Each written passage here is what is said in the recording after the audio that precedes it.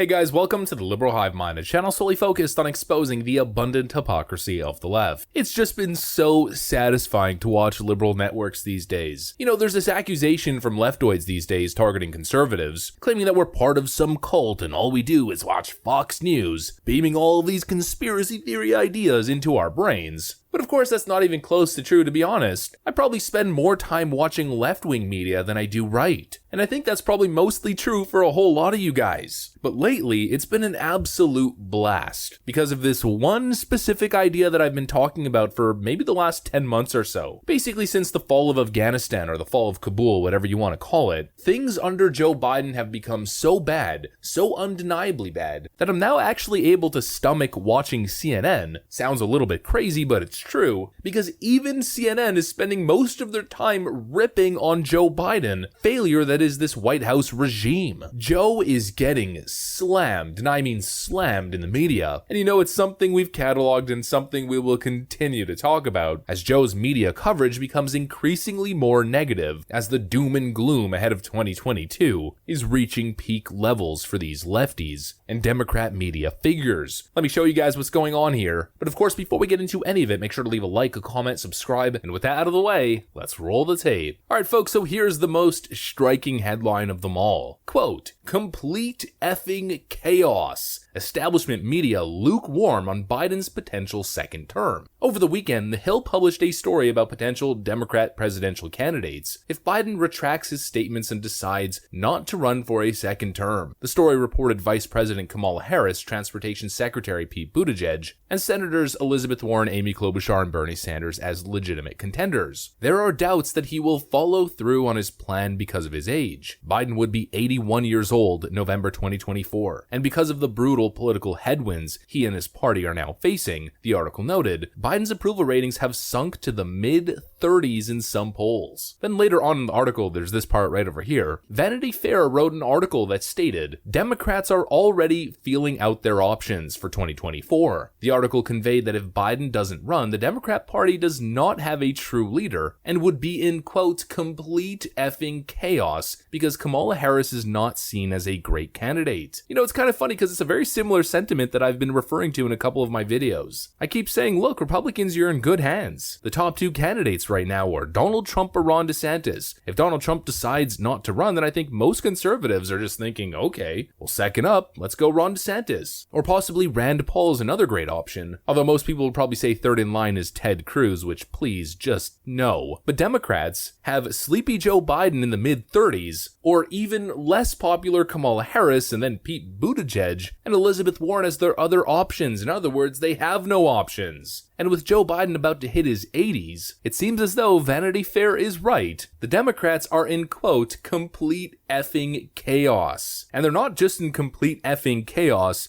with that hypothetical situation that might happen come 2024, they're also in complete chaos thanks to Brandon right now, as Joe Biden seems to be the biggest factor taking down the Democrat establishment. ABC poll, quote, Biden is a serious drag on Democrat candidates nationwide. Take a look at this. Yeah, George, what you're seeing is President Biden as a serious drag on Democratic candidates nationwide, and it's driven by his approval rating on a range of issues. He is badly underwater on all of the top issues, including the big ones, inflation, gas prices. He has less than 30% approval rating on the issues that we're told by voters are dominating their state of mind, even on issues like gun violence, abortion rights, issues that he is elevating into the conversation in recent weeks. He is still significantly underwater. The only issue that we see him above water on, 56% approval rating on his handling of COVID-19. The problem for Democrats and Biden is that that happens to be the issue that voters are telling us is the least likely to be animating their vote this fall. And that's also spilling over into an enthusiasm gap that's developing. You see this in our poll with Ipsos.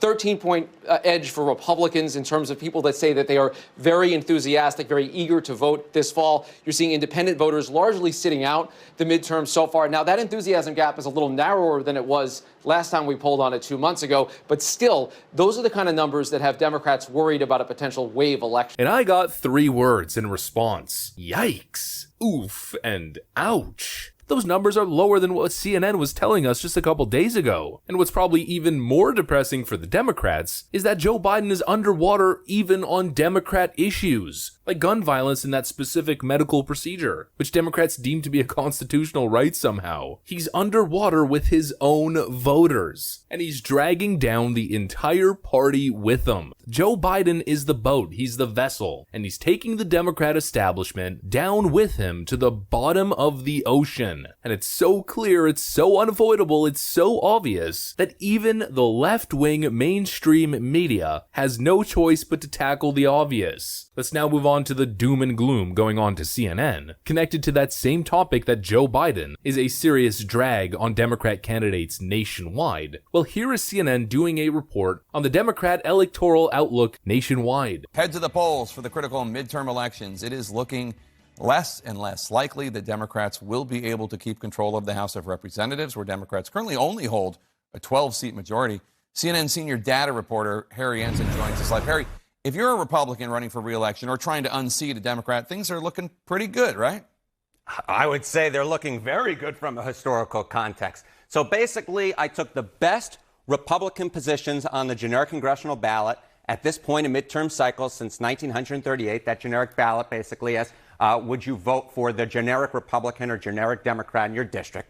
And guess what? Since 1938, the Republican 2-point lead on the generic congressional ballot is the best position for Republicans at this point in any midterm cycle in over 80 years. It beats 2010 when Republicans were up a point. It beats 2014, 2002, 1998, where Democrats led by a point. And in all of those 4 prior examples that make this list of the top 5, look at that. Who won a majority? It was the Republicans who won a majority. Republicans are in the best position they have been in 80 years. And look, I wish I could say it's thanks to Trump politics, and it's thanks to the Republican establishment, but neither are true. The Republican establishment is a complete joke, and most of them need to go. And Donald Trump has almost been in a political slumber, resting, waiting, lurking, waiting for the right time to strike. This is Joe Biden's doing. He's such a complete disaster. He is so bad, so historically bad, with the lowest approval rating of any president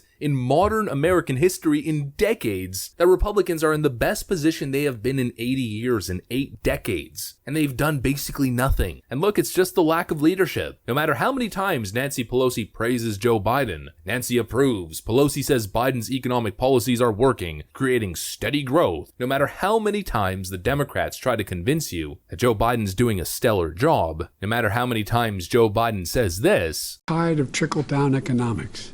It doesn't work. My plans have produced the strongest, fastest, most widespread economic recovery America has ever experienced, with record jobs, new record small businesses, and wages rising. No matter how many times they push their propaganda, none of it is working. And Democrats are in the worst position they have been in a very long time. And again, it boils down to something very simple, a lack of leadership. It's nothing but blaming other people, moving the goalposts, or telling Americans that they shouldn't feel the way they actually feel. White House says frustrated Americans should remember that gas prices are even higher in other countries. Essentially telling you that you're entitled and that you should be thankful that things aren't as bad as they are elsewhere. I mean, what a joke. That's the problem with this White House. You know what's real leadership? I mean, the basic standard would be a little bit of honesty and somebody operating based on the facts, in reality, instead of operating in a fantasy realm. You know what would show real leadership from Joe Biden right now? As basically every major bank is warning of a recession, and of course the majority of the Western world feel the exact same way. Instead of delusional Joe Biden seeking praise for his failures, maybe, for once he should address the American people and say, look, it's time to cut down. It's time to protect yourself because the future is a little bit uncertain. It's time to be fiscally responsible. But of course, Joe Biden would never do that because that would probably induce a recession, a second quarter of negative growth. But you know what that would do? It wouldn't be kicking the can down the road, and it would be protecting the middle class. But instead, he continues to peddle faux optimism. And once this wave crashes, people who are following Joe thinking we're in the greatest economic recovery in the economic times of all time, well, those people are going to be blindsided. The Democrats have done nothing but play political games with Americans American people's lives to protect themselves and their political careers at the expense of everybody else. But moral of the story, Joe Biden is done. He is going down, and he's bringing the Democrat establishment with him. I guess in a certain way, if you think about it, that's kind of the current best case scenario. You can't exactly go back in time and rewrite history, but the American people can certainly write the future. That's what I got for you guys though. If you enjoyed this video, make sure to leave a like, a comment, subscribe. I'm going to get back to work. Thanks for watching, and I'll see you on the next one.